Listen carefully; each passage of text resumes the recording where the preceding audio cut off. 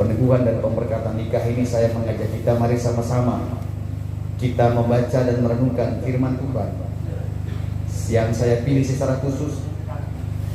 Mazmur pada pasalnya yang ke-128 ayat 1 sampai dengan 6 saya baca buat kita. Demikian firman Tuhan. Berkat atas rumah tangga, nyanyian ziarah. Berbahagialah setiap orang yang takut akan Tuhan, yang hidup menurut jalan yang ditunjukkannya. Apabila engkau memakan hasil jerih payah tanganmu, berbahagialah engkau dan baiklah keadaanmu. Istrimu akan menjadi seperti pohon anggur yang subur di dalam rumahmu. Anak-anakmu seperti tunas pohon zaitun sekeliling mejamu. Sesungguhnya demikianlah akan diberkati orang laki-laki yang takut akan Tuhan. Kiranya Tuhan memberkati engkau dan dari Sion, supaya engkau melihat kebahagiaan Yerusalem seumur hidup, dan melihat anak-anak dari anak-anakmu damai sejahtera atas Israel. Demikian jawaban kita pada sore ini. Kata Tuhan Yesus, berbahagialah setiap orang yang mendengarkan firman-Nya dan melakukan di sepanjang kehidupan ini. Shalom. Sekali lagi shalom. Sidang jemaat yang dikasih oleh Tuhan, saya mau bertanya. Kita santai sampai kita mau bertanya. Bapak Ibu yang sudah menikah dan yang nantinya mau menikah, dan kita semua yang berencana untuk menikah, saudara bahagia nggak kira-kira? Saudara bahagia? Bahagia? Bahagia, yakin? Lantas apa yang mengakibatkan saudara bahagia? Istri cantik, istri tepuk tangan dulu buat Pak Anton. Jarang suami-suami itu memuji istri di orang banyak. Ini contoh yang baik bagi kita semua. Ibu-ibu tuh kalau dipuji tuh senang. Betul tidak? Betul sekali. Bapak-bapak yang jarang puji istri seperti Pak Anton, belajar dari Pak Anton hari ini. Pulang-pulang bilang istri itu cantik. Sekalipun dalam hati tapi bilang cantik ya. Saudara, kalau misalnya tadi saya tanya kita itu bahagia versi kita. Nah, tapi hari ini saya mau bicara tentang kebahagiaan rumah tangga versi Alkitab. Keluarga yang bahagia adalah keluarga yang takut Tuhan. Apa ciri-ciri orang yang takut Tuhan? Salah satu ciri-ciri keluarga yang takut Tuhan adalah keluarga yang kalau makan dia berdoa bersama-sama. Ciri orang berdoa itu adalah salah satu cara dia menunjukkan bahwa dirinya itu takut Tuhan. Yang pertama. Yang kedua, ciri keluarga yang bahagia versi Alkitab adalah kalau dia makan, memberi makan anak istri atau memberi makan suami dan anak-anak dari jerih hasil tangannya. Tuh versi yang kedua ya. Saya ulang, ini penting sekali. Keluarga yang bahagia adalah keluarga yang kalau dia kasih makan keluarganya dari hasil jerih tangannya. Artinya dari dia hasil dia sendiri. Tanam sawit, dia panen, itu yang dia bawa pulang. Jangan sampai kita tidak tanam sawit, kita panen punya orang, kita bawa pulang. Jadi keluarga yang bahagia adalah keluarga yang memiliki ciri-ciri tadi. Pikir-pikirlah, kira-kira kalau ada di antara kita yang belum memiliki ciri-ciri seperti itu, pulang dan lakukanlah. Sebab kalau versi kita bahagia itu pasti kita tentukan, kita punya cara-cara tersendiri. Keluarga Kristen itu, keluarga yang bahagia itu menurut versi Tuhan juga, jangan versi kita juga. Versi Tuhan adalah versi yang seperti dalam Alkitab tadi. Kemudian, salah satu ciri lagi, tambah satu lagi. Ciri keluarga yang bahagia menurut versi Alkitab adalah keluarga yang selalu jujur satu sama lain. Ibu-ibu kalau ditipu dibohongi sama bapak-bapak di rumah bahagia. Saya kira kata kalau sering dibohongi itu bahagia sekali. Jadi kalau belum dibohongi, hari ini kayak belum dibohongi, belum bahagia. Salah satu ciri adalah keluarga yang selalu ada kejujuran. Ya, kejujuran. Jujur itu penting. Sebagai tanda bahwa memang keluarga yang dibangun atas dasar iman Kristen adalah keluarga yang selalu jujur satu sama lain. Jujurnya dalam kaitan begini, kalau pegawai gajinya 1 juta, nanti dia pakai, tapi kasih tahu sama teman hidupnya di rumah, hari ini saya dapat 1 juta. Siapa di sini yang kalau laki-laki yang kalau seringkali kalau mendapat uang dia sembunyi-sembunyi, itu laki-laki yang pelit. Bukan cuma dia pelit, itu dia salah satu, dia tidak memiliki versi kebahagiaan menurut Alkitab itu. Pulang lalu bertobat. Laki-laki yang seringkali suka sembunyi-sembunyi dari istri itu, mendapatkan uang, tidak pernah dia jujur dengan istri di rumah, itu ciri-ciri keluarga yang nantinya dia kehilangan kebahagiaan. Sebab apa? Setiap orang yang menikah itu, yang ada dalam impian kita adalah menjadi keluarga yang bahagia, betul? Ataukah keluarga yang tidak bahagia? Kalau tidak bahagia nggak usah nikah. Sebab apa? Keluarga Kristen adalah keluarga yang dibentuk oleh Tuhan, yang dengan salah satu tujuan memuliakan Tuhan. Salah satu memuliakan Tuhan dengan cara kita hidup bahagia. Kalau kita mau menikah, kalau tidak bahagia nggak usah nikah. Sebab apa? Tuhan tidak menyuruh orang menikah dengan hidup yang tidak bahagia. Oleh sebab itu saudara, kalau ciri-ciri yang tadi saya katakan, salah satu keluarga Kristen yang bahagia, keluarga yang takut Tuhan. Terjemahan dalam keluarga takut Tuhan adalah keluarga yang rajin berdoa. Jadi kalau bapak-bapak, ibu-ibu yang jarang berdoa, pulang bertobat, berdoa tak. Doakan istrimu, doakan suamimu, doakan anak-anakmu. Supaya apa? Supaya ciri-ciri kebahagiaan itu ada dalam rumah tangga kita. Mazmur mengatakan kalau kita bisa memelihara ciri-ciri itu, apa yang kita dapati? Yang pertama, istrimu akan sama seperti apa tadi kita baca? Pohon anggur yang subur. Anggur itu melambangkan sukacita. Dalam tradisi orang-orang Yahudi itu, anggur itu adalah melambangkan sukacita. Yang kedua, dia akan mendapatkan anak-anak seperti apa?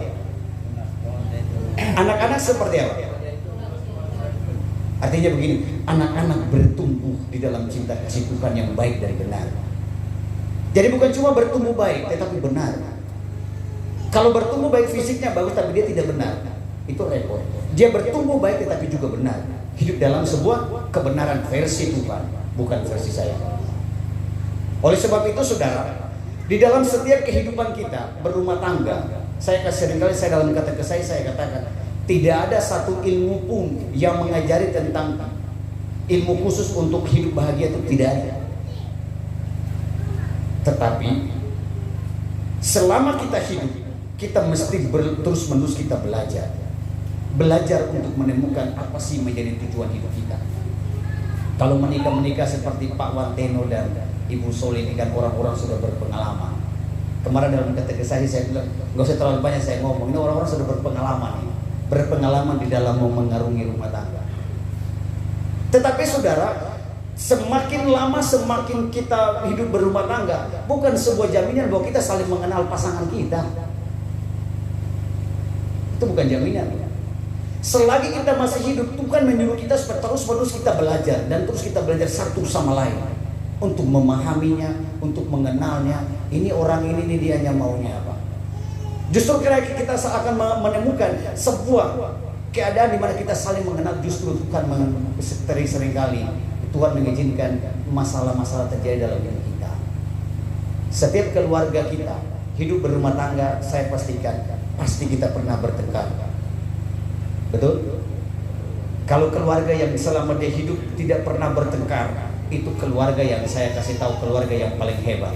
Tapi saya kira selagi kita masih hidup di dunia ini, hidup berdua, hidup bertiga, berempat, berlima dan sebagainya, maksudnya ada anak-anak gitu kan. Berdua tambah anak-anak begitu. Terkadang selisih paham, salah paham itu seringkali timbul dalam hidup kita berumah tangga. Justru hal-hal itulah yang terkadang kita jadikan sebagai sebuah media untuk kita belajar untuk memahami satu dengan yang lain.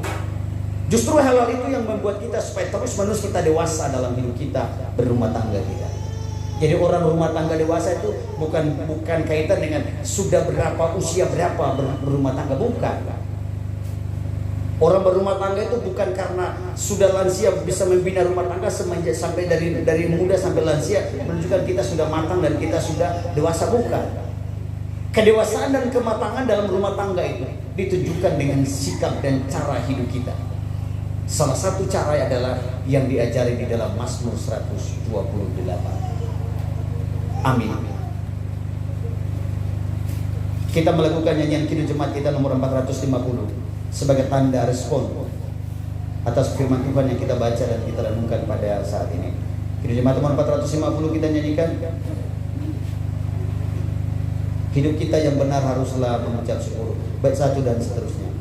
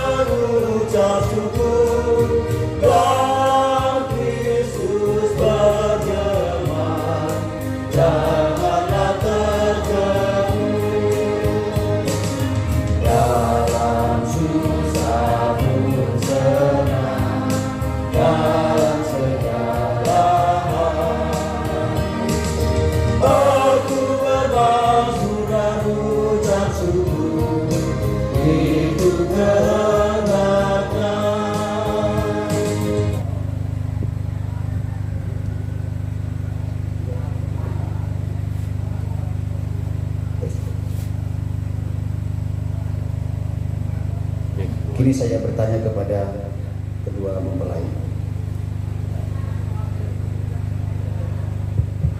Saudara Wanteno, adakah saudara mau menerima Soli untuk menjadi istri saudara dan saudara berjanji setia kepadanya? Ya, saya Wanteno mengambil engkau Soli menjadi istriku, dan saya berjanji untuk mengasihi dan memelihara baik dalam keadaan sakit ataupun sehat, dalam keadaan suka ataupun kedukaan, hingga kematian memisahkan kita. Saudari Soli, adakah saudara mengaku di hadapan Tuhan dan sidang jemaatnya apakah saudara menerima Wanteno menjadi suami saudara dan berjanji setia kepadanya? Ya, saya bersedia mengambil Wanteno menjadi suami saya. Berjanji untuk mengasihi dan memeliharamu baik dalam keadaan sakit atau sehat, dalam kesukaan ataupun kedupaan, hingga kematian memisahkan kami.